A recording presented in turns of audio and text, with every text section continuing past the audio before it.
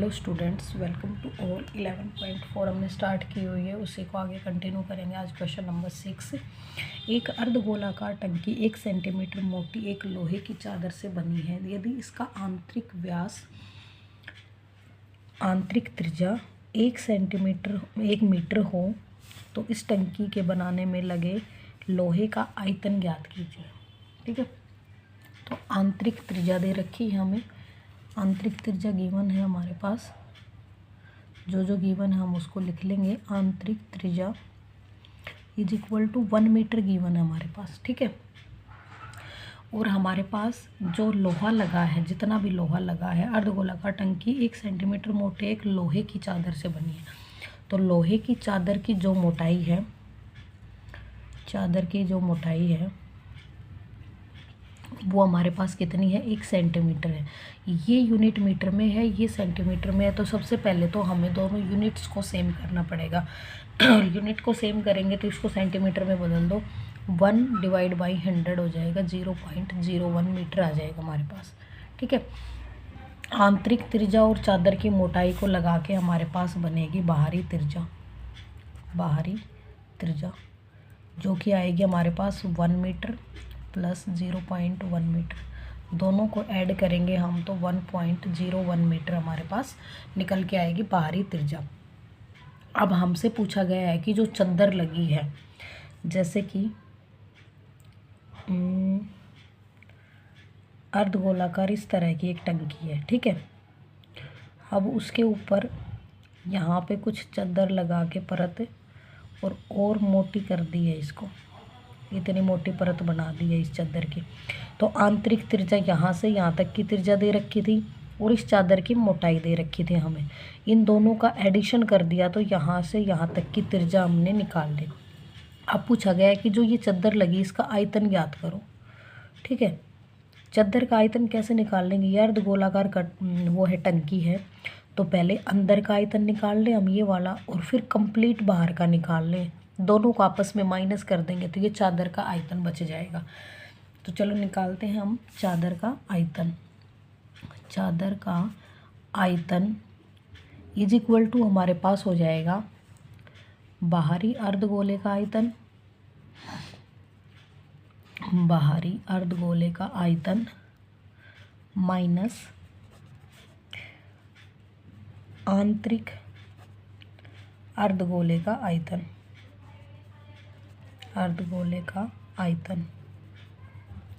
अब अर्धगोले का आयतन का फॉर्मूला हमें पता है, क्या होता है? 2/3 पाई अर्धगोला। बड़े वाले गोले की त्रिज्या को हम कैपिटल R मान लेते हैं और छोटे वाले को स्मॉल r मान लेते हैं।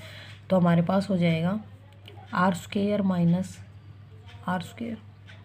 2/3 दोनों ही अर्धगोले हैं, बाहरी भी आयतन भी। तो 2/3 पाई को हमने कॉमन ले लिया, r² माइनस r² हो गया। अब वैल्यू पुट करेंगे 2/3 पाई r, कैपिटल R की वैल्यू है 1.01, उसका स्क्वायर माइनस स्मॉल r है हमारे पास 1 का स्क्वायर। 2/3 पाई की वैल्यू पुट करेंगे 22/7। 1.01 का जब आप स्क्वायर करेंगे तो आपके पास आएगा 1.0303, और 1 का स्क्वायर 1 ही होता है। 1 को तो चाहे कितने टाइम से मल्टीप्लाई कर लें। ठीक है, अब 2/3 22/7, 1.03 में से 1 घटाएंगे तो हमारे पास बचेगा 0.0303। ठीक है, अब अगर कोई नंबर कट होता है तो कट कर लेंगे, अदरवाइज मल्टीप्लाई करेंगे डायरेक्ट। हमारे पास कोई भी नंबर कट नहीं हो रहा है, तो 22 दूनी 44 हो जाएगा और 7 ये 21 हो जाएगा हमारे पास, और मल्टीप्लाई 0.033। ठीक है, अब इन सब की जब आप मल्टीप्लाई करोगे 21 से डिवाइड करेंगे तो हमारे पास आंसर निकल के आएगा 0.0634 मीटर क्यूब, जो कि हमारे पास इस चादर का आयतन आ गया। ठीक है, नेक्स्ट मूव करते हैं क्वेश्चन नंबर 7 पे। क्वेश्चन नंबर 7 है, उस गोले का आयतन ज्ञात कीजिए जिसका पृष्ठीय क्षेत्रफल 154 सेंटीमीटर स्क्वायर है। पृष्ठीय क्षेत्रफल दे रखा है। अब तो गोले का पृष्ठीय क्षेत्रफल का फॉर्मूला लगाएंगे, वहाँ से r निकालेंगे और फिर r की हेल्प से आयतन निकाल लेंगे। गोले का पृष्ठीय क्षेत्रफल हमारे पास होता है 4πr²। ये सारे फार्मूलाज हम पीछे की जितनी भी एक्सरसाइज हमने की है सभी में पढ़ते हुए आए हैं तो इनको याद रखते हुए चलेंगे। 4πr² हमें इक्वल दे रखा है 154 सेंटीमीटर के, ठीक है। हमें वैल्यू चाहिए आर की, तो r इज इक्वल टू 154। ये वाली वैल्यू हमारे पास यहाँ पे जाएगी 4π, और पाई की वैल्यू आप पुट करेंगे 154/4 गुना 22, और ये 7 नीचे आएगा, ये हमारा ऊपर चला जाएगा 7 ठीक है। अब हम इसको कट करते हैं, 11 से कर लेते हैं। 11 दूनी 22, 11 एकम 11 और 11 चौक 44। अब 2 से कट कर दो यहाँ पे, 2 दूनी 4, 2 7 14। तो ऊपर हमारे पास बचा 7 गुना 7, नीचे 2 गुना 2। अब r की वैल्यू देखेंगे, r इज इक्वल टू, यहाँ पे स्क्वायर है तो ये उधर जाके रूट बनाएगा, 7/2 गुना 7/2। रूट के अंदर हमारे पास सेम नंबर का पेयर है, मीन्स ये नंबर बाहर आ जाएगा। 7/2 सेंटीमीटर हमारे पास आ गई r त्रिज्या, ठीक है। अब हमें चाहिए था उस गोले का आयतन, और आयतन के लिए हमें त्रिज्या चाहिए थी, इसलिए ये सब लगाया हमने फॉर्मूला। अब हम निकाल लेंगे गोले का आयतन। फॉर्मूला लगाएंगे गोले के आयतन का। गोले का आयतन इज इक्वल टू हमारे पास हो जाएगा 4/3πr³। हाफ की बात होती है तो 2/3 लगा लेते हैं, कंप्लीट की है तो हमने 2/3πr³ लगा लिया। 4/3 वैल्यू पुट करेंगे 22/7, r³ है तो 7/2 को 3 टाइम्स लिख देंगे। जितने नंबर्स को आप कट कर सकते हो उतना कट करेंगे, एक साथ से एक साथ कैंसिल है। 2 से करेंगे, 2 एकम 2, 2 दूनी 4, इस 2 एकम 2, 2 एकम 2 से, इस 2 से काट देंगे, 2 एकम 2 और 2 एकम 2, 11 पे कटेगा। अब जो जो नंबर बच गया, आगे 3 से कोई भी नहीं कट रहा, तो जो नंबर बचे उन सब की मल्टीप्लाई करेंगे हम। यहाँ पे बचा 11, यहाँ पे 7 गुना 7 49 हो जाएगा, और डिवाइड में 3 है।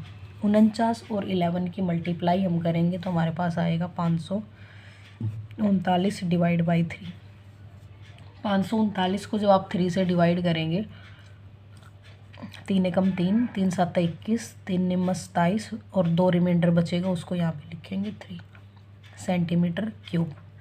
ये हमारे पास आ गया गोले का आयतन, जो कि हमारे इस क्वेश्चन में पूछा गया था।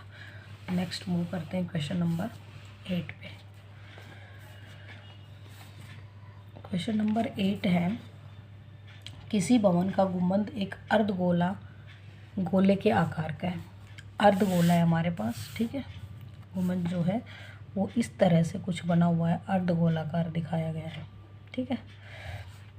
अंदर में इसमें सफ़ेदी कराने में ₹498.96 व्यय हुए हैं। यदि सफ़ेदी कराने की दर ₹2 प्रति वर्ग मीटर है तो ज्ञात कीजिए गुंबद का आंतरिक वक्र पृष्ठीय क्षेत्रफल। वक्र पृष्ठीय क्षेत्रफल के लिए हमारे पास एक फॉर्मूला होता है, जो कि ये कंडीशन जो दी है, गिवन जो कंडीशन है उसके अकॉर्डिंग जो फॉर्मूला यहाँ पे यूज होगा वो मैं आपको बताती हूँ। हमारे पास होता है क्षेत्रफल मल्टीप्लाई दर इज इक्वल टू व्यय होता है, कि कितने क्षेत्रफल पे कितने रुपए की दर से और कितना खर्चा हुआ है। तो हमें चाहिए क्षेत्रफल, क्षेत्रफल चाहिए तो दर को व्यय की तरफ लेके जाएंगे। क्षेत्रफल इज इक्वल टू व्यय, यहाँ पे दर मल्टीप्लाई में है तो दूसरी तरफ जाके डिवाइड में जाएगी।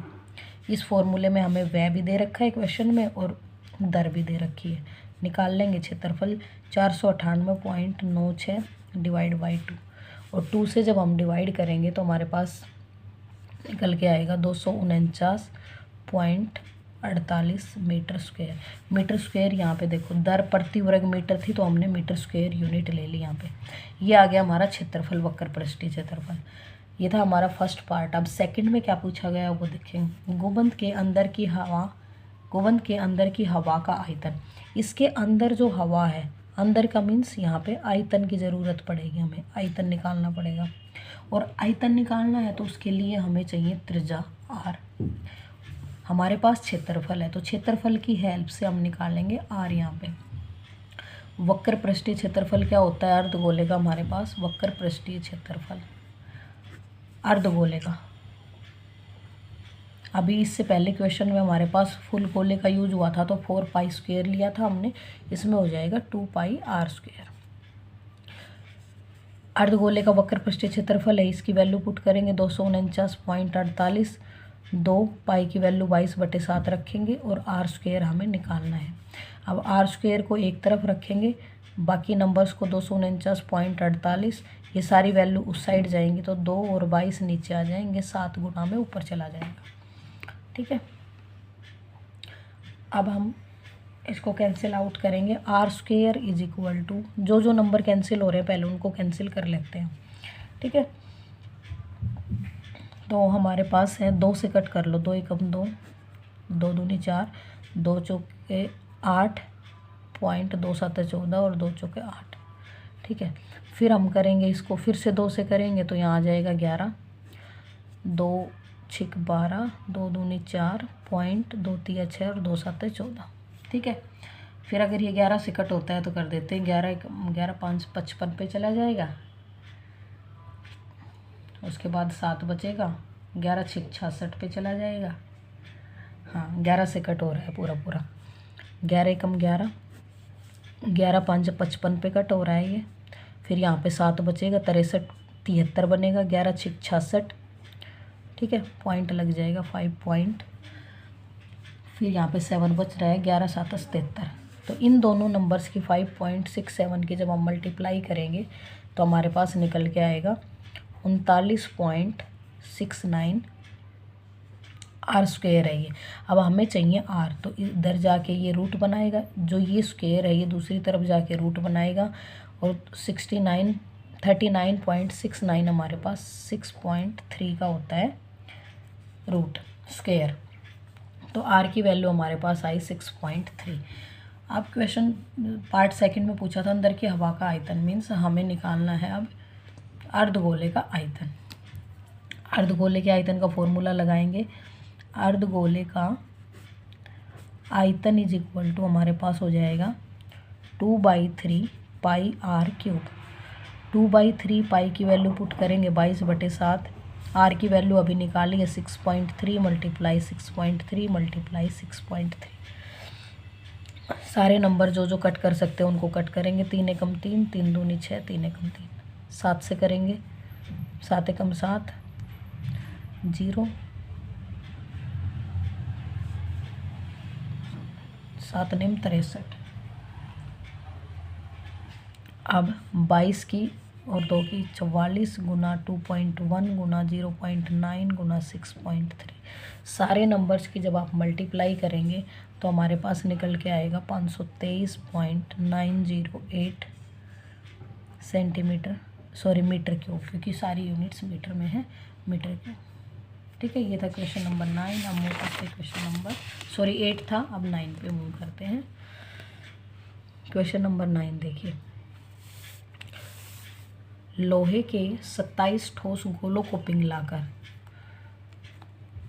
जिनमें से प्रत्येक की त्रिज्या r है और पृष्ठीय क्षेत्रफल s है, एक बड़ा गोला बनाया जाता है जिसका पृष्ठीय क्षेत्रफल s डैश है, तो ज्ञात कीजिए नई गोले की त्रिज्या r डैश। ठीक है, अब देखो ऐसे छोटे छोटे गोले होंगे बहुत सारे, मतलब 27 गोले इस तरह के, और उन सबको मिला के एक बहुत बड़ा सा गोला बना दिया जाता है। इसकी जो रेडियस है वो r डैश है, इन छोटे वालों की थी वो r थी, ऐसा हमें गिवन है। अब ये देखो 27 जो गोले हैं इन सबको पिघलाकर बड़ा जो बनाया, तो आयतन तो सेम ही रहेगा, जितना मटेरियल यहाँ यूज हुआ है उतना ही यहाँ पे है, तो दोनों के आयतन को बराबर रख देंगे हम। नए फर्स्ट जो पार्ट है हमें आर डैश निकालना है, तो फर्स्ट पार्ट में हम क्या रखेंगे, नए गोले का आयतन इज इक्वल टू, नए गोले का आयतन इज इक्वल टू हमारे पास हो जाएगा 27 गुना छोटे गोलों का आयतन, छोटे गोलों का आयतन। अब गोले का आयतन क्या होता है हमारे पास 4 पाई आर स्क्वायर, और बड़े गोले की त्रिज्या क्या दे रखी है आर डैश, तो यहाँ पे हम आर डैश ले लेंगे, इज इक्वल टू 27 गुना छोटे गोले का आयतन, लेकिन छोटे गोले की जो त्रिज्या है वो आर ही दे रखी है, तो 4/3 आयतन की बात कर रहे हैं ना हम, ना कि क्षेत्रफल की, तो 4/3 पाई आर क्यूब लेंगे इसको। ठीक है, आयतन की बात हो रही थी ना कि क्षेत्रफल की, तो 4/3 pi R dash cube is equal to 27 गुना 4/3 पाई आर क्यूब ठीक है। अब दोनों तरफ इक्वल टू के दोनों तरफ जो जो कॉमन है उसको काट देंगे। 4/3 पाई, 4/3 पाई कॉमन है यहाँ पे। अब बचा हमारे पास r dash cube is equal to 27r cube. हमें यहाँ पे r डैश चाहिए ओनली। देखो फर्स्ट पार्ट में r डैश चाहिए, तो इस वाले क्यूब को हम लेके जाएंगे दूसरी तरफ, जो कि क्यूब रूट बनाएगा 27r क्यूब। अब 27 किसी न किसी नंबर की 3 बार गुना है, 3 का स्क्वायर और r क्यूब ऐसे लिख सकते हैं हम इसको, क्योंकि 3 गुना 3 गुना 3 हमारे पास 27 बनता है। और जब ये क्यूब रूट है, ये इन क्यूब से कैंसिल हो जाएगा, जो क्यूब रूट है ये अंदर वाले क्यूब से कैंसिल हो जाएगा, तो हमारे पास बचेगा 3r। Means r dash is equal to 3r आएगा हमारे पास। यही पूछा था फर्स्ट पार्ट में कि नए गोले त्रिज्या r डैश बताओ, तो r dash is equal to 3r। Means छोटे गोले के बड़े गोले की जो त्रिज्या है वो 3 टाइम्स है छोटे वाले गोले की त्रिज्या के। ये था हमारा फर्स्ट पार्ट। अब सेकंड में पूछा है और एस डैश का अनुपात ज्ञात करो, और यहाँ पे गिवन है कि एस क्या है, पृष्ठीय क्षेत्रफल है गोले का। तो सेकंड पार्ट हम करेंगे, पृष्ठीय क्षेत्रफल का फॉर्मूला लगाएंगे इसमें। सेकंड जो पार्ट है उसमें एस बटे एस डैश निकालना है। तो एस ऊपर वाला एस है वक्र पृष्ठीय क्षेत्रफल छोटे गोले का, और ये है वक्र पृष्ठीय क्षेत्रफल नए गोले का। ठीक है, तो वक्र पृष्ठीय क्षेत्रफल का फॉर्मूला तो हमारे पास पाई r स्क्वायर ही होता है।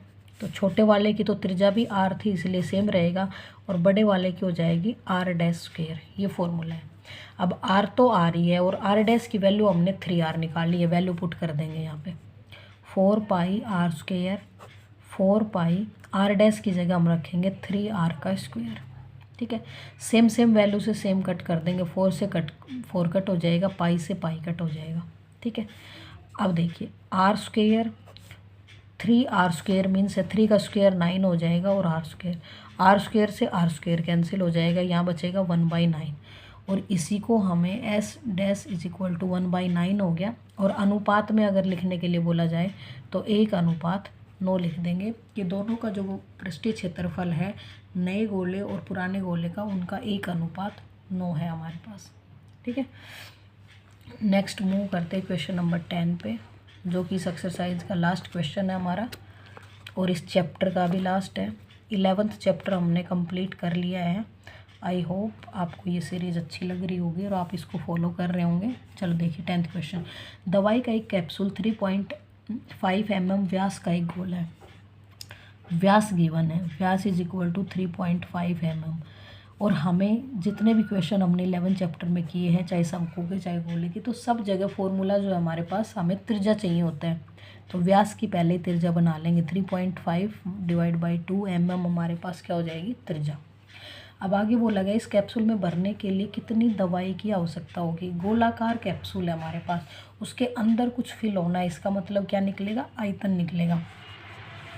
तो कैप्सूल का आयतन, कैप्सूल जो कि गोले के आकार का है, का आयतन इज इक्वल टू हमारे पास क्या होता है, 4/3 पाई r क्यूब। वैल्यू पुट करेंगे 4/3, पाई की वैल्यू रखेंगे 22/7, और r रखेंगे 3.5 डिवाइड बाई 2, 3.5 डिवाइड बाई 2, क्योंकि r क्यूब है इसलिए r को 3 टाइम्स रखेंगे। ठीक है, अब जो जो नंबर्स कट होंगे उनको कट करेंगे। 2 1 जा 2, 2 2 जा 4, 2 1 जा 2, 2 1 जा 2, इस 2 से 2 1 जा 2 11। अब 3 से कोई नंबर कट नहीं हो रहा, बट 7 से हो रहा है, 7 एकम 7, 0.5, 7 5 35 होते हैं। ठीक है, अब 11 और 0.5 की मल्टीप्लाई करेंगे तो हमारे पास आएगा 5.5 इंटू 35 की, और 35 की करेंगे तो 12.25 आएगा हमारे पास। नीचे बचा हुआ है 3, 5.5 और 12.25 की मल्टीप्लाई जब आप करेंगे तो 67.375 हमारे पास आएगा डिवाइड बाई 3। ठीक है, अब हमें 3 से इस नंबर को डिवाइड करना है। 3 दूनी 6, 3 दूनी 6, 0.3 चौक 12 पॉइंट 3 5 15 पॉइंट 3 8 24 हमारे पास आ जाएगा mm3। ये हमारे पास आयतन आ गया, जो कि हमारा जो कैप्सूल है उसमें 22.458 mm दवाई भरी जाएगी। ये हमारी सीरीज़ कंप्लीट हुई है 11 चैप्टर की। किसी को भी कोई क्वेरी हो तो पूछ सकते हैं, उसकी क्वेरी का आंसर किया जाएगा। एंड अगर आपको मेरी ये सीरीज़ और मेरे एफर्ट्स पसंद आ रहे हैं तो do like share and subscribe my channel. Thanks for watching.